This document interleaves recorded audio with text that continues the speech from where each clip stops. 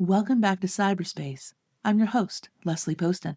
When you were a kid, your parents probably told you not to get in a car with a stranger.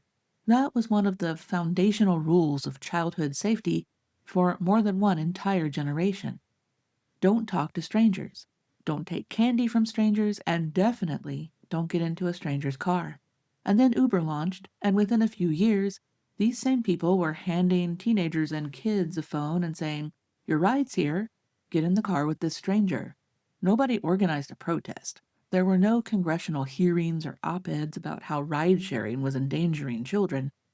People just quietly stopped believing the thing they'd been loudly insisting was a matter of life and death because a new thing was more convenient. This should tell us something important about how deeply held that belief actually was.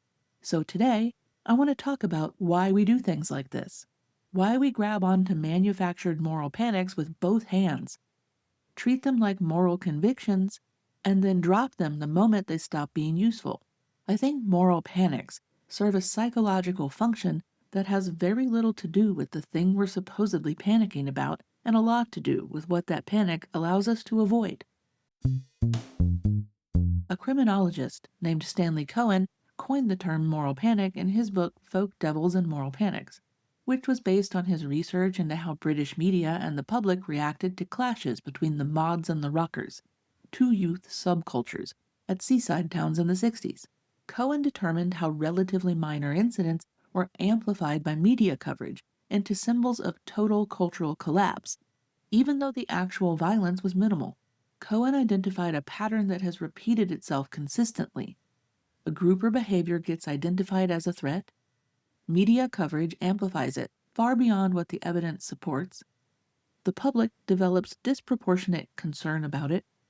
Politicians respond with calls for action. And then eventually the panic fades, usually without the real underlying issues ever being addressed.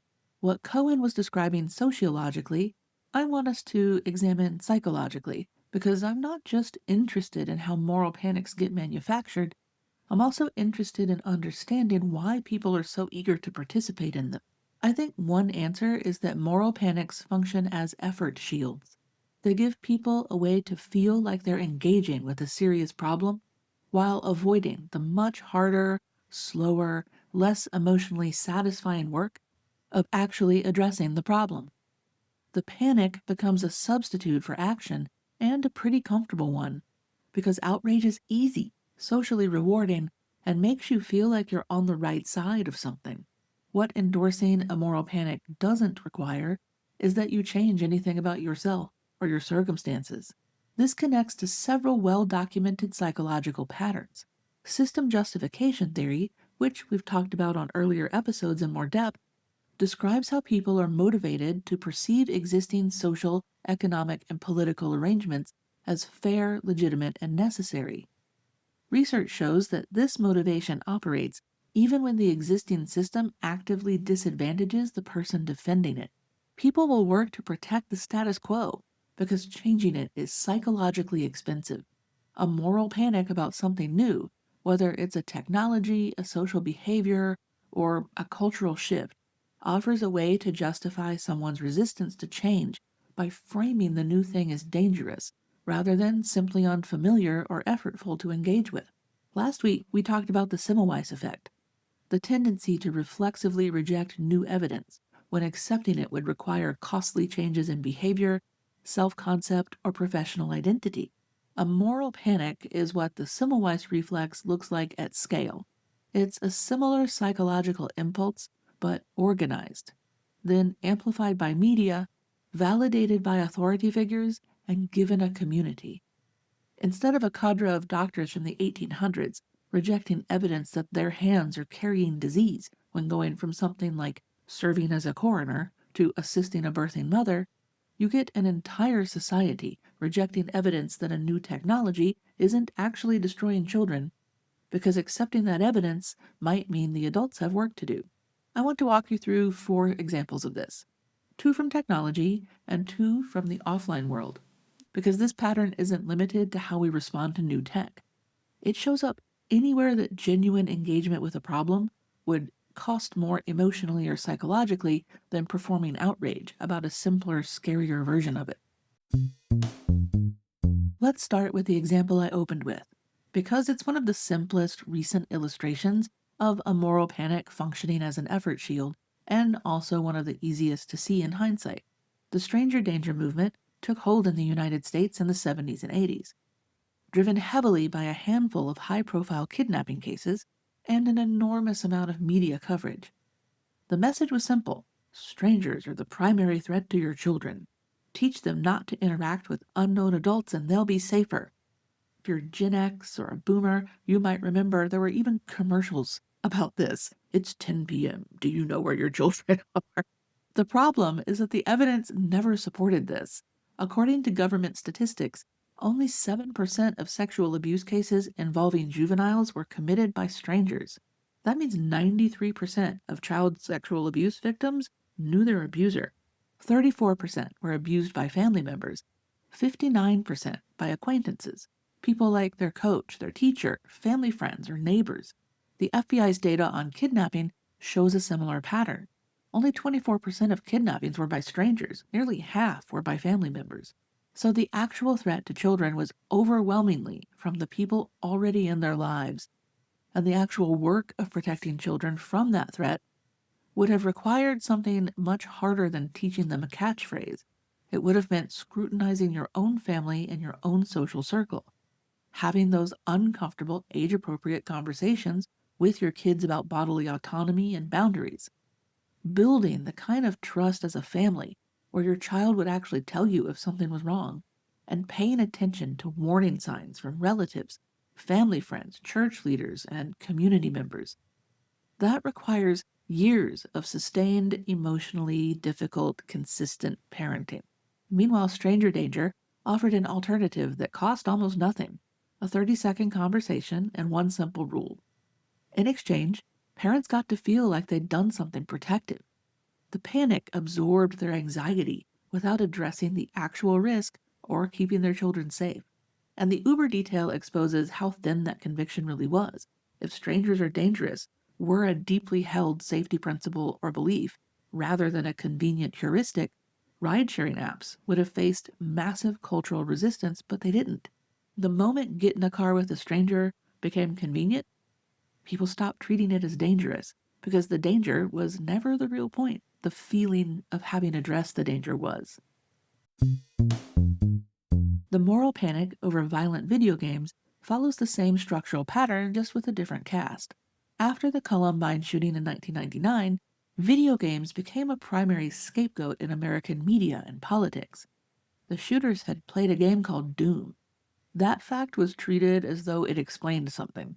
For the next 2+ decades, politicians, media figures, and advocacy groups insisted that violent video games were creating violent children, and every subsequent mass shooting renewed that cycle. But research has never supported this causal claim. Chris Ferguson, a psychologist at Stetson University, conducted a meta-analysis examining over 100 studies on the relationship between violent video games and aggression. He found that violent video games had little measurable impact on aggression, mood, helping behavior, or grades. He also found evidence that publication bias had distorted the scientific record, meaning that studies finding effects were much more likely to be published than studies finding none, which skewed the overall picture in the direction of the panic. Ferguson's work also noted something that should have been obvious. Spikes in violent video game popularity correlated with substantial declines in youth violence, not increases. If the causal story were true, you would expect the opposite, but the manufactured was useful. For parents, it provided a visible external enemy that required nothing from them. You didn't need to monitor what your child was actually experiencing emotionally, or talk to them about what they were seeing, or pay attention to whether they had friends or were struggling in school. The video game was the problem, so take it away and you've parented. Politicians, the utility of the moral panic about video games was even more direct. If video games cause violence, you don't have to touch gun policy, which is politically expensive, fund mental health services, which cost real money, or address school climate, which is complex and doesn't fit on a bumper sticker. You get to hold a press conference, point at an entertainment product and perform concern. The moral panic absorbed all of that political energy into something that felt like and could be marketed like action, but that changed nothing. The Supreme Court eventually weighed in. In 2011, the court struck down a California law banning the sale of certain violent video games to minors, noting that the evidence for harmful effects was minimal and couldn't be distinguished from the effects of other media like cartoons and movies. The panic didn't survive contact with the standard of evidence, but it had served its purpose for many years by then. If you've listened to cyberspace before, you've heard me dig into this next one in detail, so I'll be more concise here. But it's important in context because it's the most active current example of the pattern. The claim that social media is destroying children's mental health has become one of the dominant cultural narratives of the past several years. Jonathan Haidt's book, The Anxious Generation, is probably the most commercially successful version of it, but the research just doesn't support the narrative he's selling. Candace Odgers, a developmental psychologist whose work involves longitudinal data tracking actual kids over time, has systematically challenged the social media panic with evidence. The effect sizes in the research are small. Correlations between social media use and mental health outcomes hover around 0.08 to 0.12. To put that in perspective, a correlation of 0.08 means social media use explains less than 1% of the variance in youth mental health outcomes. Compare that to the known effects of poverty, family instability, food insecurity, and educational stress on children's mental health, whose effect sizes are dramatically larger. But we're not building surveillance infrastructure to address poverty, are we? Research published in 2024 argued that simple narratives about social media causing youth mental health problems produce biased interpretations, particularly when researchers ignore confounding variables like pre-existing mental health conditions, family stress, or socioeconomic instability. Haidt has a book to sell. Odgers has longitudinal data. These are not equivalent positions. And the policy response to the manufactured moral panic tells you everything about how it functions as an effort shield. KOSA, the Kids Online Safety Act, up for vote now again, would impose what the Electronic Frontier Foundation has described as a censorship regime across the entire country, disguised as a duty of care. It would require age verification systems that create universal identity surveillance for every internet user, not just minors. The legislation does not address algorithmic manipulation. It does not fund digital literacy education. It does not do anything about the parenting capacity crisis or the economic pressures that leave parents without the time or resources to actually engage with their kids' online lives. What it does is give parents and politicians something external to point at. If they say the phone is the problem, take the phone away and you've protected the children. Meanwhile, nobody's had to learn how these platforms actually work, or sit with their child and talk about what they're seeing online, or push for childcare funding, living wages, or school counselors. None of the hard, expensive, unglamorous work that would actually make kids' lives better ever gets done. But there's been a panic, so that feels like enough. My last example isn't a tech panic. It's the somewhat thorny topic of the anti-abortion movement, and it illustrates the effort shield dynamic at its most extreme. Advocating for a fetus requires no material sacrifice. You show up, you hold a sign, you harass women and men seeking regular health care, you vote, you post online, and you feel righteous about it. That fetus makes no demands on you. It doesn't need housing or health care or food or education. It doesn't cry at 3 a.m. or need you to be home from work. The moral position there feels simple, emotionally clear, and costs you nothing psychologically. The moment that child is born and becomes an actual person with actual needs, that pattern reverses. The states with the most restrictive abortion laws consistently rank among the worst for child welfare outcomes. A 2022 analysis from the Commonwealth Fund found that states with the most restrictive abortion policies showed the weakest maternal and child health outcomes across a range of measures, including infant mortality, child poverty, low birth weight, and adverse childhood experiences. Mississippi, whose abortion ban was at the center of the Dobbs case, ranked last in the Commonwealth Fund's composite score for health system performance. 9 of the 10 states with the highest child poverty rates currently ban abortion, according to a 2024 analysis. In nearly half of the states with bans, 1/5 or more of the children live below the federal poverty level. Nearly 40% of counties in abortion-restricted states are maternity care deserts, meaning they have no hospital or birth center offering obstetric care. These states have consistently refused to expand Medicaid, which would provide prenatal and postpartum care and improve healthcare coverage for the exact population they claim to be protecting. Research from Johns Hopkins published in 2025 found that restrictive abortion policies were associated with increased infant mortality and with larger increases among Black infants in southern states. A separate time series analysis found that in the year after Texas implemented its 6-week ban, infant mortality rose 17% over expected levels. And while these facts are important, this particular instance of the effort shield is a very emotional topic. The moral panic over abortion gives people psychological permission to perform moral concern for children without following through on any of the material commitments that actually keeping children alive and healthy require. It's the effort shield in its purest form. The concern is loud, public, and emotionally satisfying, and the follow-through is non-existent. So here's how it shapes up across all 4 examples.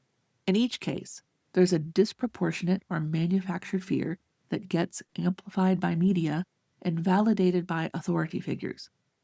There are identifiable people and institutions who profit from the panic, whether through book sales, political capital, or regulatory power. And there's a population that embraces the panic because it's psychologically cheaper than engaging with the actual problem. Stranger danger lets parents avoid confronting the people already in their children's lives. The video game panic gave parents and politicians a scapegoat that didn't require addressing the actual determinants of youth violence. The social media panic lets everyone skip the harder conversations about parenting capacity, economic pressure, platform algorithmic manipulation, and digital literacy. And anti-abortion activism lets people perform care for children without funding any of the systems those children need to survive. The Semmelweis reflex is an individual psychological tendency. A moral panic is that tendency organized, with spokespeople, funding, media infrastructure, and political leverage. It gives the reflex to avoid change, a community to belong to, and a vocabulary of righteousness. And there's a few things that make it sticky. Questioning a moral panic makes you look like you don't care. Pushback on social media is destroying our kids, and people hear you don't care about kids. Challenge stranger danger, and you sound soft on predators. Question the video game narrative after a school shooting, and you seem callous. The manufactured moral panic insulates itself by making dissent feel immoral. That's part of its function. It's hard to point out that an effort shield is a shield when the person holding it genuinely believes it's a sword. But panics don't protect anyone or make anything better. They absorb the energy and attention that could go toward the harder, less satisfying work of actually addressing the problems they claim to be about. And the people who profit from manufacturing them know this. The question is whether the rest of us are willing to notice it and talk about it out loud. The next time you feel the pull of a moral panic, the next time some simple story with a clear villain makes you feel certain a little too quickly, stop and ask yourself, what work am I avoiding by joining in? That's your diagnostic question. And it's the one the panic is specifically designed to keep you from asking. Thanks for listening to Cyberspace. I'm your host, Leslie Poston, signing off. Until next time, stay curious. And don't forget to subscribe.